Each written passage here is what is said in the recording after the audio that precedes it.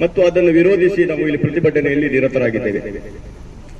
ಆತ್ಮೀಯರೇ, ಈ ತಾವರ್ ಚಂದ್ ಗೆಹ್ಲೋಟ್ ಎಂಬಂತಹ ಒಂದು ರಾಜ್ಯಪಾಲರಿದ್ದಾರೆ. ಅವರು ಈ ಕೇಂದ್ರದಲ್ಲಿ ಕುಳಿತಿರುವಂತಹ ಸರ್ವಾಧಿಕಾರಿ ಮನುವಾದಿ ಶಕ್ತಿಗಳ ರಾಜಕೀಯ ಮುಖವಾದ ಬಿಜೆಪಿಯ ಆಡಳಿತದ ಒಂದು ಪ್ಯಾದೆಯಾಗಿದ್ದಾರೆ ಅಂತ ನಾನು ಹೇಳಲಿಕ್ಕೆ ಬಯಸ್ತೇನೆ. ಯಾಕೆಂದ್ರೆ ಇವರು ಕೇವಲ ಕರ್ನಾಟಕದಲ್ಲಿ ಮಾತ್ರ ಅಲ್ಲ, ಇಡೀ ದೇಶದಾದ್ಯಂತ ಇವರು ಮಾಡ್ತಿರುವುದೆಂತ ಹೇಳಿದ್ರೆ ಈ ದೇಶದ ಪ್ರಜಾತಾಂತ್ರಿಕ ವ್ಯವಸ್ಥೆಯನ್ನು, ಜನತಂತ್ರದ ವ್ಯವಸ್ಥೆಯನ್ನು ಹಾಳು ಮಾಡಿ ಇಲ್ಲಿ ಒಂದು ಸರ್ವಾಧಿಕಾರದ ಏಕಪಕ್ಷೀಯ ಆಡಳಿತವನ್ನು ನಡೆಸಬೇಕು ಎಂಬುದಾಗಿ ಅವರ ಉದ್ದೇಶ. ಅದಕ್ಕಾಗಿ ಅವರು ಅದನ್ನು ಮಾಡ್ತಾ ಇದ್ದಾರೆ. ಒಂದು ಚುನಾವಣೆ, ಒಂದು ದೇಶ, ಇದೆಲ್ಲ ಘೋಷಣೆಗಳು ಅದರ ಹಿಂದಿನ ಒಂದು ಮರ್ಮ ಅಂತ ನಾನು ಹೇಳಿಕೆ ಬಯಸ್ತೇನೆ. ಯಾಕಂತ ಹೇಳಿದ್ರೆ ಇವರು ಒಂದು ವೇಳೆ ಇವರು ಭ್ರಷ್ಟಾಚಾರದ ವಿರೋಧಿಗಳಾಗಿದ್ರೆ ವ್ಯಾಪಂ ಹಗರಣದ ಆರೋಪಿ ಮಾಜಿ ಮುಖ್ಯಮಂತ್ರಿಯನ್ನು ಕೇಂದ್ರ ಸರ್ಕಾರದಲ್ಲಿ ಅವರು ಶಾಮೀಲು ಮಾಡ್ತಿದ್ರೆ? ಖಂಡಿತ ಇಲ್ಲ.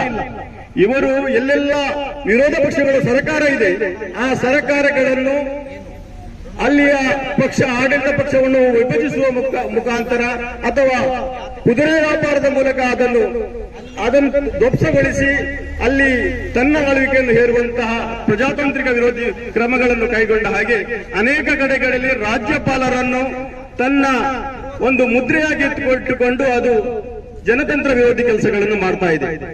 ನಾವು ಕಳೆದ ಬಾರಿ ಹಿಂದೆ ಮಹಾರಾಷ್ಟ್ರದ ಸರ್ಕಾರ ಇದ್ದಾಗ ಮಧ್ಯರಾತ್ರಿಯಲ್ಲಿ ಈ ರಾಜ್ಯಪಾಲರಿಂದ ಸೆಷನ್ ಕರೆದಂತಹ ವಿಧಾನಸಭೆಯ ಅಧಿವೇಶನ ಕರೆದಂತ ನೋಡಿದ್ದೇವೆ. ಇದು ಯಾಕೆ ಮಾಡಿದ್ದಾರೆ ಅಂತ ಹೇಳಿದ್ರೆ ದೇಶದ ಪ್ರಜಾತಂತ್ರ ವ್ಯವಸ್ಥೆಯನ್ನು ಒಂದು ನಾಚಿಕೆಗೇಡು ಮಾಡುವಂತಹ ಮತ್ತು ಈ ವ್ಯವಸ್ಥೆಯನ್ನು ನಾವು ಹಾಳು ಮಾಡುತ್ತೇವೆ ಎಂಬುದಾಗಿ ಸಂದೇಶ ಕೊಡಲಿಕ್ಕೆ ಅವರು ಮಾಡಿದ್ದಾರೆ. ಅವರು ಮಧ್ಯಪ್ರದೇಶದಲ್ಲಿ ಚುನಾಯಿತ ಸರ್ಕಾರವನ್ನು ತೆಗೆದು ಹಾಕಿದ್ದಾರೆ. ಅದೇ ರೀತಿಯಲ್ಲಿ ಅವರು ಈಗ ಇನ್ನಿತರ ಅನೇಕ ಕಡೆಯಲ್ಲಿ ಅವರು ಮಾಡ್ತಾ ಇದ್ದಾರೆ. ಕರ್ನಾಟಕದಲ್ಲಿ ಅದು ಮಾಡ್ತಾ ಇದ್ದಾರೆ. ಅದೇ ರೀತಿಯಲ್ಲಿ ಈಗ ಇದು ಕೇವಲ ಮುಖ್ಯಮಂತ್ರಿ ಸಿದ್ದರಾಮಯ್ಯ ಅವರು ಮಾತ್ರ ಅಲ್ಲ. ಕಳೆದ ಪಾರ್ಲಿಮೆಂಟ್ ಚುನಾವಣೆಯ ಸಂದರ್ಭದಲ್ಲಿ ಹೇಮಂತ್ ಸೊರೇನ್ ಅವರ ಮೇಲೆ ದೋಷಾರೋಪಣೆ ಮಾಡಲಾಯಿತು.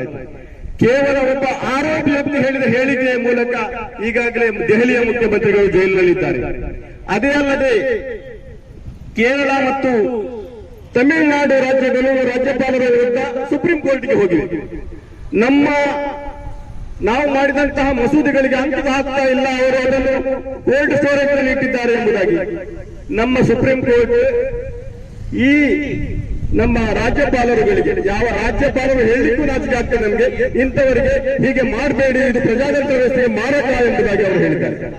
ಇದೆಲ್ಲ ಏನಂತ ಹೇಳಿದ್ರೆ ಈಗ ಸಿದ್ದರಾಮಯ್ಯನವರ ಬಗ್ಗೆ ನಾವು ಈಗ ಮಾತಾಡಲಿಕ್ಕೆ ಬಂದ್ರೆ ಯಾವುದು ಇಲ್ಲಿಯ ಮೂಡಾದ ಬಗ್ಗೆ ಹೇಳಲಾಗ್ತಾ ಇದೆ. ಮೂಡಾದ ವಿಷಯದಲ್ಲಿ ಏನೇನು ಅದರ ಹಿನ್ನೆಲೆಗಳಾಗಿದೆ ಅದೆಲ್ಲ ವಿಷಯಗಳು ಇಲ್ಲಿಗೆ ಬಂದಿದೆ. ಆದ್ರೆ ಓರ್ವ ವ್ಯಕ್ತಿ, ಆ ವ್ಯಕ್ತಿಯ ವಿಶ್ವಾಸಾರ್ಹತೆ ಏನು ಅಂತ ನಾನು ಹೇಳಿಕ್ಕೆ ಪ್ರಶ್ನಿಸ್ತೇನೆ. ಆ ಒಂದು ವಿಶ್ವಾಸಾರ್ಹತೆ ಇಲ್ಲದ ವ್ಯಕ್ತಿ ಈ ರೋಲ್ ಕಾಲ್ ಇದು ವ್ಯಾಖ್ಯೆಗಳ ಮುಖಾಂತರ ಕೋರ್ಟ್ ಜೈಲಿಗೆ ಹೋದಂತಹ ವ್ಯಕ್ತಿ ಈ ಅಬ್ರಹಾಂ, ಇವರ ಒಂದು ದೂರನ್ನು ತೆಗೆದುಕೊಂಡು ಒಂದು ದಿನವೂ ಪೂರ್ಣಗೊಳ್ಳದೆ ಮುಖ್ಯಮಂತ್ರಿಯವರಿಗೆ ನೋಟಿಸ್ ಕೊಡ್ತಾರೆ. ಇದರ ಹಿಂದಿನ ಮರ್ಮ ಏನು ಅಂತ ಹೇಳಿದ್ರೆ ಮೇಲವರು ಹೇಳಿದರೆ ಹೇಗೆ ಮಾಡಿದ್ರು ನಿಂತಾಗಿ ನೀವು ನನ್ನ ಕೆಲಸಕ್ಕೆ ಇರುವವರು ಎಂಬುದಾಗಿ. ಹೀಗೆ ಹಿಂದೆ ರಾಜ್ಯಪಾಲರುಗಳನ್ನು ಇವರು ಓಡಿಸಿದ್ದು ಗೊತ್ತುಂಟು. ಗೋವಾದ ರಾಜ್ಯಪಾಲರಾಗಿದ್ದ ಸತ್ಯಪಾಲ್ ಮಾಲಿಕರನ್ನು ಇಂತಹ ಕಾರಣಕ್ಕಾಗಿ ಗೋವಾದಿಂದ ತೆಗೆದು ಜಮ್ಮು ಕಾಶ್ಮೀರದಿಂದ ಪೂರ್ವೋತ್ತರಕ್ಕೆ ಅವರು ಓಡಾಡಿಸಿದ್ದನ್ನು ನಾವು ನೋಡಿದ್ದೇವೆ. ಇದೆಲ್ಲ ಏನಂತಂದ್ರೆ ರಾಜ್ಯಪಾಲರು ನಿಮಗೆ ಈ ನಾವು ಘನತೆಯುತ್ತ ರಾಜ್ಯಪಾಲರು, ಸನ್ಮಾನ್ಯ ರಾಜ್ಯಪಾಲರು ಅಂತ ಹೇಳುವಂತದ್ದು ನಿಮ್ಗೆ ಇದೇನಿಲ್ಲ, ನೀವು ನಮ್ಮ ತ್ಯಾಗಗಳು ಎಂಬುದಾಗಿ ಕೇಂದ್ರ ಸರ್ಕಾರ ಅವರು ಹೇಳ್ತಾ ಇದೆ. ಇವರಿಗೆ ನಾಚಿಕೆ ಇಲ್ಲ. ಆದ್ರಿಂದ ನಾನು ಹೇಳ್ತಾ ಇರುವುದೇನಂತ ಹೇಳಿದ್ರೆ ಏನು ಇಲ್ಲಿ ಮಾಡ್ತಾ ಇದ್ದಾರೆ, ಇಲ್ಲಿ ಈಗ ರಾಜ್ಯಪಾಲರ ಮುಖಾಂತರ ಈ ಆಡಳಿತವಾದಂತಹ ಕೇಂದ್ರ ಸರ್ಕಾರ ಮಾಡ್ತಾ ಇದೆ, ಇದು ಸಂಪೂರ್ಣವಾಗಿ ಭ್ರಷ್ಟಾಚಾರದ ವಿರುದ್ಧ ಅಲ್ಲ, ಭ್ರಷ್ಟಾಚಾರವಾಗಿ ಪರವಾಗಿ ಕೆಲಸ ಮಾಡ್ತಾ ಇರುವಂತದ್ದು. ಯಾಕಂತ ಹೇಳಿದ್ರೆ ಕಳೆದ 9 ತಿಂಗಳಿಂದ ಮಾಜಿ ಮುಖ್ಯಮಂತ್ರಿಯವರ ಬಗ್ಗೆ SIT ಯ ವರದಿಯನ್ನು ಲೋಕಾಯುಕ್ತ ತನಿಖೆಗಾಗಿ ಅವರ ಮುಂದೆ ಕೊಟ್ಟಿದ್ದೆ, ಅದು ಪೆಂಡಿಂಗ್ ಇಟ್ಟಿದ್ದಾರೆ. ಆದ್ರೆ ಒಂದು ದಿನದಲ್ಲೇ ಮುಖ್ಯಮಂತ್ರಿಗಳಿಗೆ ನೋಟಿಸ್ ಕೊಡ್ತಾರೆ ಮತ್ತು ತನಿಖೆಗೆ ಆದೇಶದ ಕಡೆಗೆ ಹೋಗ್ತಾರೆ.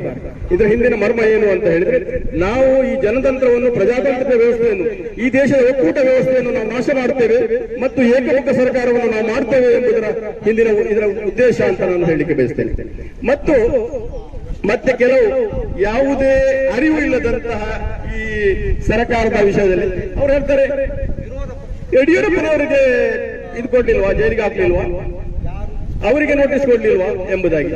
ರಾಚೇನಹಳ್ಳಿ ಪ್ರಕರಣದಲ್ಲಿ 15 ಎಕರೆ ಜಮೀನಿನಲ್ಲಿ ಸುಮಾರು 15 ಲಕ್ಷ ರೂಪಾಯಿಗಳನ್ನು ಸರ್ಕಾರಕ್ಕೆ ರಾಜಸ್ವ ನಷ್ಟ ಎಂಬುದಾಗಿ ಲೋಕಾಯುಕ್ತ ನೋಟಿಸ್ ಕೊಟ್ಟು ಅನಂತರ ಅದು ತನಿಖೆಯಾಗಿ ಅನಂತರ ಭಾರದ್ವಾಜ್ ಅವರು ಅವರಿಗೆ ತನಿಖೆ ಆದೇಶವನ್ನು ಕೊಟ್ಟರು. ಇದನ್ನು ನಾವು ಗಮನದಲ್ಲಿಡಬೇಕು.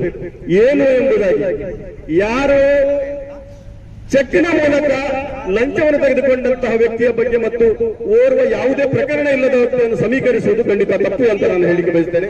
ಇದೆಲ್ಲದರ ಹಿಂದೆ ಏನೆಂತ ಹೇಳಿದ್ರೆ, ಸರ್ಕಾರವನ್ನು ಹೇಗಾದ್ರೂ ಮಾಡಿ ದುರ್ಬಲ ಮಾಡಬೇಕು. ಜನರ ಇದು ಡೆಮಾಕ್ರಸಿ ಅಂದ್ರೆ ಜನರ ಅಧಿಕಾರ.